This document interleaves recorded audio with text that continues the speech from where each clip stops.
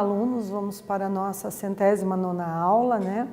Hoje a gente vai trabalhar um pouquinho com um gênero discursivo literário diferente do que a gente vinha acostumado a trabalhar anteriormente nas outras aulas, né? Talvez um texto, a gente vai ver alguns textos que são novidades para alguns de vocês. Quero dizer para vocês que vocês estão aí todos de parabéns, né, por estarem acompanhando as videoaulas.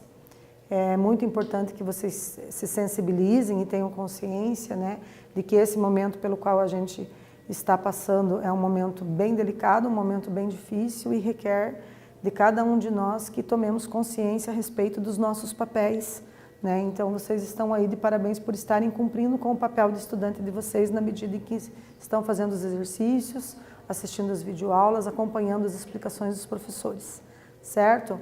Também é importante a gente fazer uma retomada com vocês a respeito não somente da importância, né, para os estudantes que têm acesso ao aplicativo de responder o formulário de questões, clicar lá no link de presença para validar a presença, e os estudantes que estão habituados a ir buscar os xerox, o material impresso na escola, a retornar com esse material, com as atividades, para os professores poderem corrigir, certo? Porque estamos aí fazendo fechamento de bimestre, de trimestre, e temos que fazer o lançamento das notas, né? Então não percam essa oportunidade de concluir com êxito e sucesso mais esse ano letivo, ok? Vamos começar a nossa aula de hoje? Então, os objetivos para essa aula consistem em analisar os gêneros discursivos no que diz respeito a textos informativos e, especificamente, a gente vai trabalhar com a questão dos mitos, né, com a mitologia.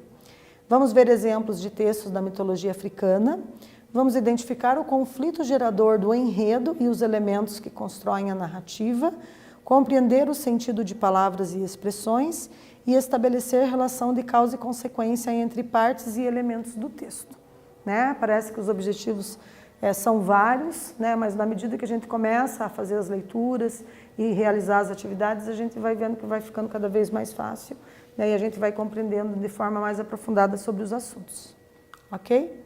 Então, eu vou convidar vocês para a gente fazer a primeira leitura da nossa aula de hoje, né?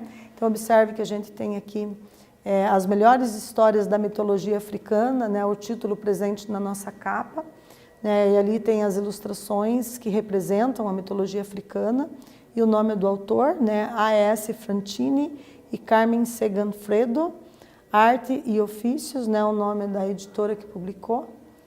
E no texto, aqui na linguagem verbal, nós temos texto informativo. O que são os mitos? Né? Muitos de vocês já ouviram falar em misticismo, em lendas, né, em tradições orais que são passadas de geração para geração, histórias que são narradas, né, que são contadas por meio da linguagem verbal, da oralidade, né, muitas vezes nem sempre essas histórias foram registradas na forma escrita, né, boa parte delas foram passadas por meio da oralidade mesmo, da linguagem verbal falada, de geração para geração, e por isso que nós conhecemos essas histórias hoje, né? Alguém em algum momento resolveu transformar a oralidade na escrita e escreveu. Então a gente tem essa oportunidade hoje de conhecer as lendas, os mitos, né? Essas histórias que envolvem aí o imaginário sociocultural de um povo, certo? Nesse caso, né, hoje a gente vai trabalhar um pouquinho mais da mitologia que constitui ali a literatura africana.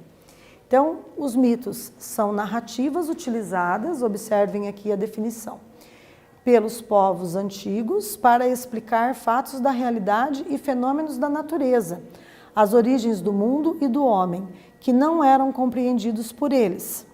Os mitos se utilizam de muita simbologia, personagens sobrenaturais, deuses e heróis. Todos esses componentes são misturados a fatos reais, características humanas e pessoas que realmente existiram. Vamos ler um texto extraído da mitologia africana? O adivinho escolhe sua esposa entre 3 pretendentes. No país dos príncipes do destino havia um adivinho de nome Orunmila. Era um sábio culto e respeitado e tinha aprendido todas as histórias dos Odus, dos quais era um funcionário exemplar. Orunmila vivia sozinho e queria se casar, pois precisava urgentemente de uma mulher que lhe fizesse companhia. Ele foi então apresentado a 3 belas pretendentes.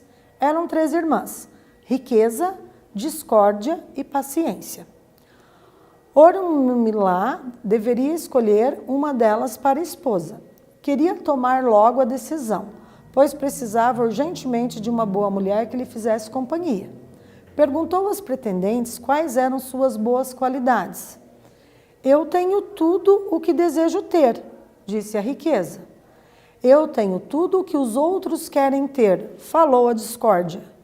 Eu tenho tudo o que eu posso ter, confessou a paciência. O primeiro impulso de Orunmila foi casar-se com riqueza, pois quem tem riqueza tem tudo, pensou ele. Quando estava para anunciar a decisão, foi procurado em sua casa por um mendigo, que dizia precisar de seus favores de adivinho. Ele recebeu o pobre homem e imediatamente o reconheceu. Era nada mais, nada menos que um grande milionário, que contou ter perdido todos os bens por causa de má sorte. Havia se tornado um homem desprezado e infeliz. Depois de ter jogado búzios para o mendigo, ele resolveu rever sua escolha. A riqueza vem, mas a riqueza vai, pensou. Restava escolher então entre as duas outras irmãs, discórdia ou paciência? Paciência ou discórdia? Tinha que se decidir logo, pois precisava realmente da companhia de uma boa esposa. Estava quase decidido por discórdia, que das três era a mais popular, quando foi chamado ao palácio do rei para ser testemunha num julgamento de dois amigos seus, que, numa briga, haviam tentado matar um ao outro. Ainda lançavam farpas um contra o outro, fazendo acusações baixas, trocando socos e cruzando pontapés. E quem estava lá, incentivando a briga? Jogando amigo contra amigo? Discórdia. Orunmila voltou para casa decepcionado, mas convencido de que não teria tomado nenhuma decisão apressada. Tinha sido a melhor escolha. Pois quem tem paciência tem tudo, disse ele, e se casou com paciência. Então, observem aqui que tem a referência bibliográfica, de onde foi extraído essa história. Então, tem aqui primeiro, começando pelo sobrenome do autor, de acordo com as normas da BNT. A formatação adequada para fazer referências inicia pelo último nome, com letras maiúsculas. Na sequência vem J, que deve ser o primeiro nome dele, e Reginaldo, que é o nome do meio. E aí o título, Os Príncipes do Destino, Histórias da Mitologia, São Paulo, Kozak Naif, que é o nome da editora, e 2001, ano de publicação, certo? E agora, pessoal, vamos começar fazendo um exercício para a gente aquecer um pouquinho. Que ensinamento moral esse mito nos oportuniza a aprender e refletir? Um tempo para vocês fazerem essa questão aí, escrever um pouquinho, uma questão descritiva.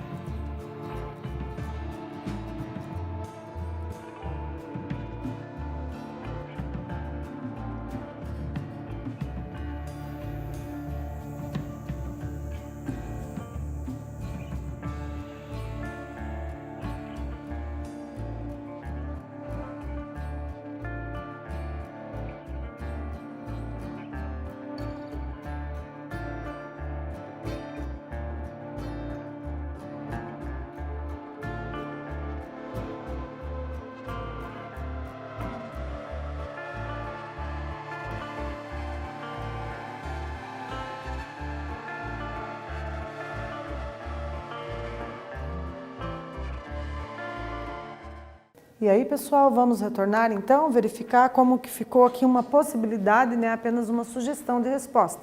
A que vocês fizeram também deve estar correta, né, se vocês fizeram algo semelhante, certo? Então, que ensinamento moral esse mito nos oportuniza a aprender e refletir? Então, devemos escolher, ter paciência, né, assim como o personagem principal da nossa história, o protagonista, né, pois é a melhor opção. Também olhar as pessoas com calma, conhecer suas verdadeiras qualidades. A essência é mais importante que a aparência, né? Então, qualquer possibilidade de resposta que vocês tenham elaborado, né, mas retomando, né, ali o contexto da história que a gente leu, provavelmente vocês acertaram a questão, ok? Agora vamos para o exercício 2, então. Eu vou pedir para vocês sublinharem a frase que revela o conflito gerador do enredo. Né? Então, a gente vai ler novamente, vamos fazer uma releitura aqui do texto que a gente acabou de ler, e aí vocês vão tentar achar em que momento que fica claro para o leitor que começa a haver ali as causas do conflito, né? O conflito que gera, que desencadeia as demais ações dentro do enredo.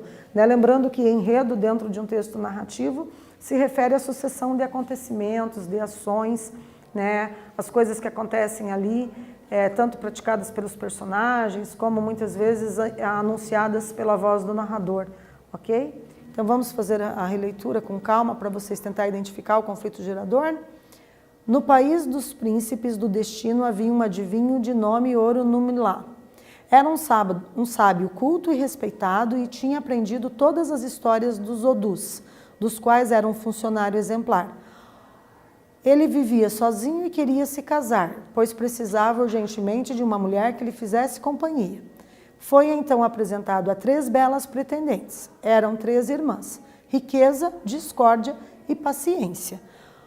Ele deveria escolher uma delas para esposa. Queria tomar logo a decisão, pois precisava urgentemente de uma boa mulher que lhe fizesse companhia. Né? Só antes de vocês elaborarem essa resposta, alguns talvez até já sabem, né, que frase que vai sublinhar. É interessante a gente observar que os nomes das 3 pretendentes, riqueza, discórdia e paciência, foram escritos com letra maiúscula. Né? Por que isso aconteceu? Porque se trata de nome de personagens. Né? Como se trata de nome de personagens, deixa de ser ali, né, um substantivo comum e passa a ser um substantivo próprio. Né? Por que eu sei que se trata de substantivo? Porque eu consigo colocar um artigo definido na frente. Né? Eu digo a riqueza, a discórdia, a paciência. O fato de ser me permitido colocar esse azinho na frente da palavra me faz eu perceber que se trata de um substantivo.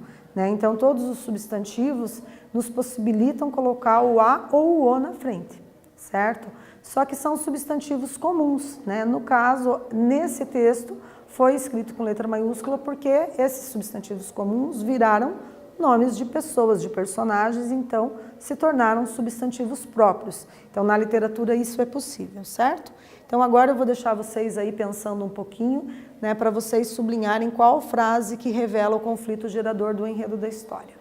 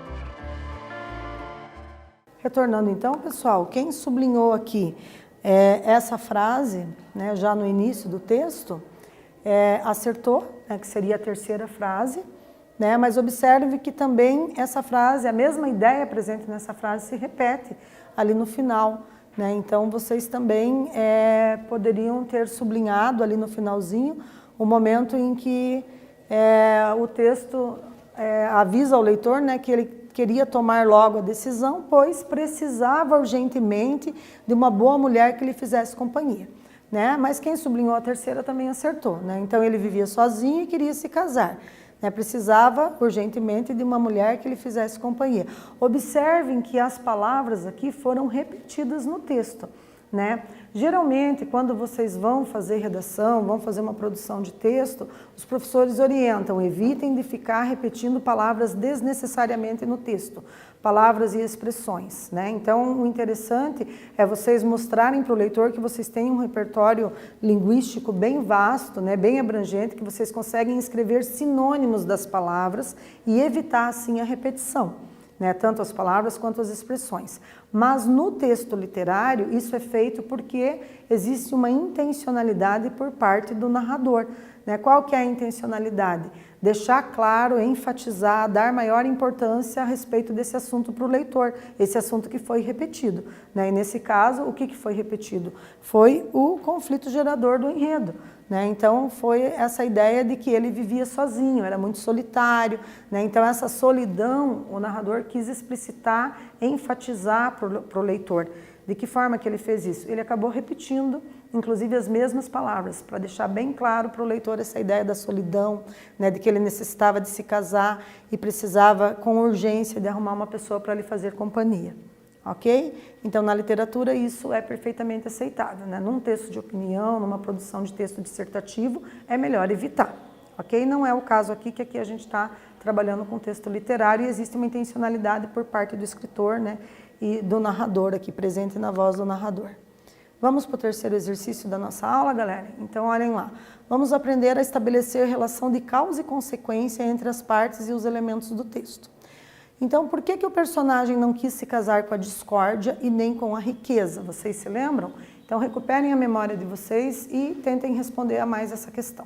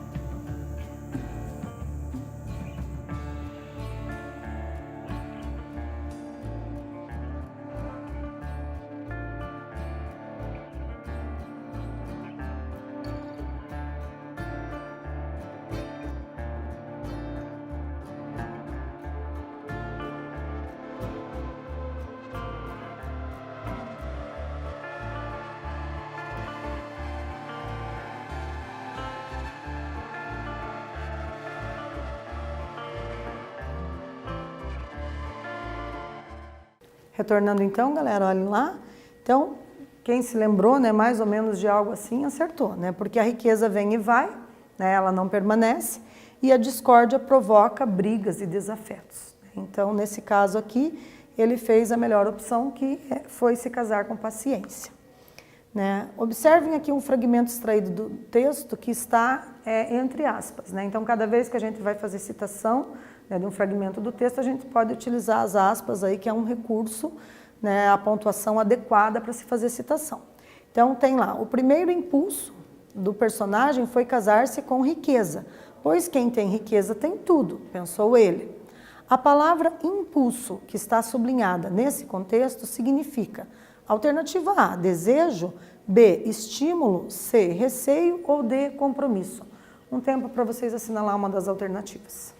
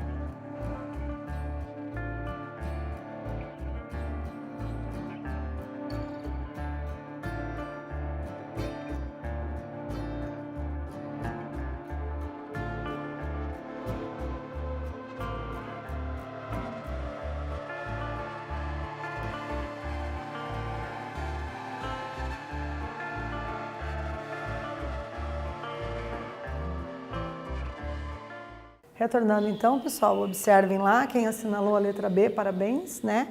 Então, nesse contexto, nesse enunciado, a palavra impulso adquire o sentido de estímulo, né? Então, ficaria assim perfeitamente compreensível se nós a substituíssemos ali na frase, né? Se nós fizermos a substituição, ficaria o primeiro estímulo do personagem foi casar-se com riqueza, pois quem tem riqueza tem tudo, pensou ele. Então, quem assinalou aqui a letra B, parabéns, acertou a mais essa questão, certo? Vamos para mais um quiz aqui, galera? Então, observem aqui o enunciado. Ainda lançavam farpas um contra o outro, fazendo acusações baixas, trocando socos e cruzando pontapés. A expressão lançavam farpas, nesse contexto, significa A, disputavam, B, dialogavam, C, arremessavam lanças, ou D, agrediam-se verbalmente. E agora, um tempinho para vocês pensarem bem aí, né, e assinalar um X em uma das alternativas.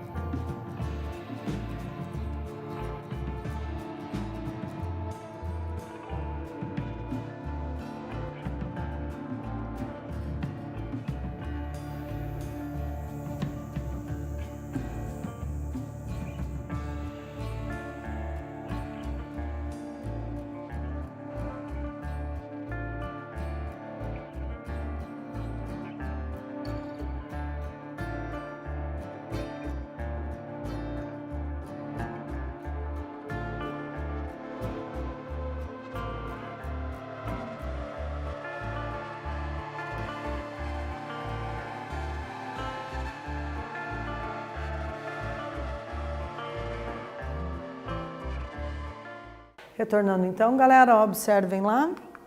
Quem assinalou a letra D, né, considerou que o fato deles se agredirem verbalmente é similar, é parecido, tem a mesma semelhança, né, o mesmo sentido com a expressão lançavam farpas.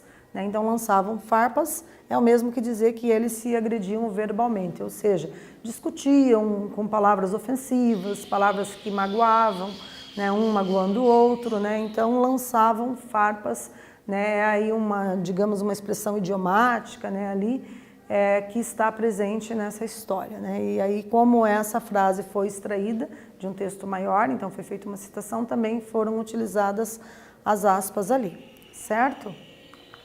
Então, nós na aula de hoje fizemos a leitura, né, de um texto referente a mitos, a mitologia, né? Analisamos o conflito gerador do enredo e os elementos que constroem a narrativa, verificamos ali o significado de palavras e expressões, né? E trabalhamos a questão da relação de causa e consequência entre as partes e elementos que constituem um texto, né? Então, a gente fez ali uma retomada dos elementos da narrativa, né? Quando a gente trabalhou quais são as características de um texto narrativo, vocês viram, né, que geralmente os textos narrativos na literatura têm personagens, né, as coisas acontecem num determinado cenário, né, num determinado espaço, né, um microsistema, um ambiente que geralmente é caracterizado por o leitor conhecer esse ambiente, o que tem ali, né, é feito um texto descritivo para o leitor aprender, entender, imaginar, né, onde que é que os fatos acontecem. Então, tem também a presença ali do clímax, né, que é o ponto de maior emoção, a maior tensão, né, o conflito gerador, que nesse caso, né, na aula de hoje a gente conseguiu observar com mais ênfase, né, a partir da leitura de um texto literário, e também, geralmente, os textos narrativos têm ali o desfecho, né, que nem sempre fica claro como que terminou a história, como que é o fim da história, como que ela fecha, né? E essa história, essa sequência de ações, a gente chama de enredo dentro de um texto narrativo. Então, fizemos também a retomada aí dos elementos composicionais do texto narrativo, ok? Agradeço imensamente aí a participação e a atenção de todos vocês, né? Seguem as referências para aprofundamento nos estudos e permaneçam em suas casas se puderem.